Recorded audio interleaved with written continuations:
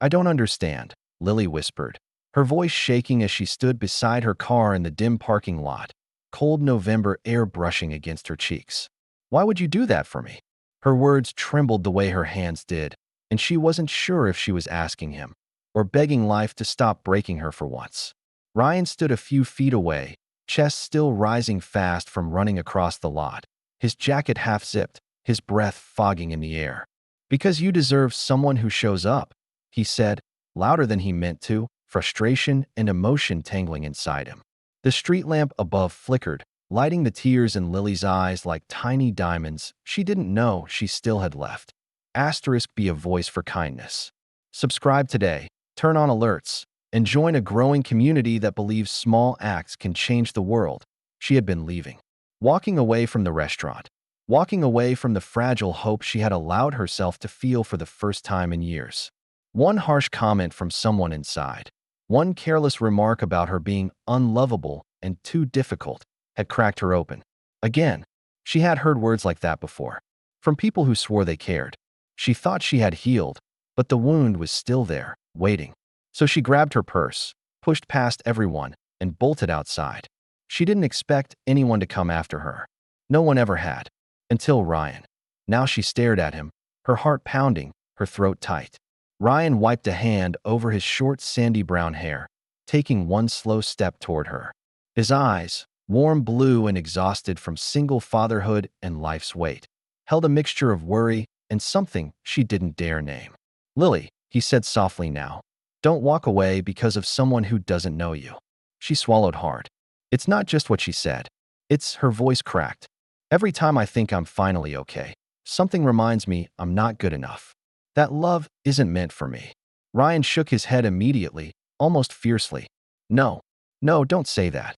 His voice was deep, steady, almost grounding. You're not the problem.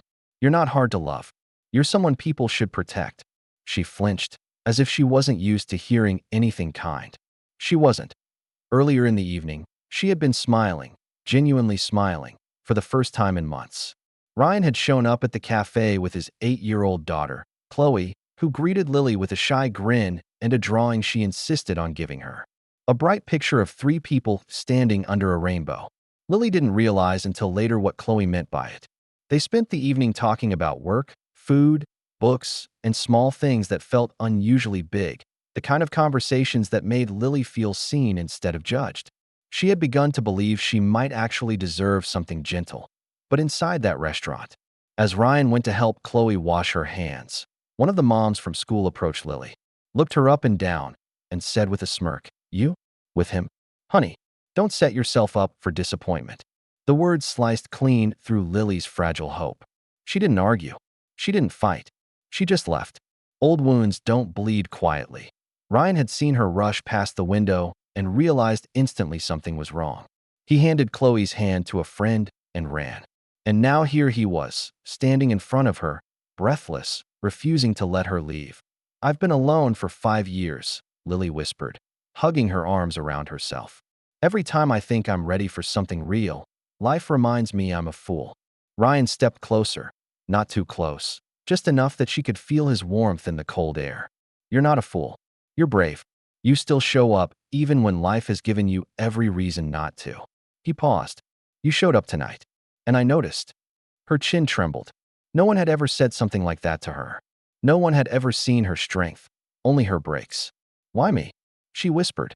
Ryan let out a breath that sounded like a confession. "Because you make me feel something I haven't felt in a long time," he said. "Hope." Lily blinked. Her breath caught. "Hope." He nodded slowly. "You walk into a room and it feels lighter. You talk to Chloe like she's the most important kid in the world. You listen. You care." His voice softened. "You bring something into our lives we didn't even know we were missing." She tried to wipe her tears, but more came.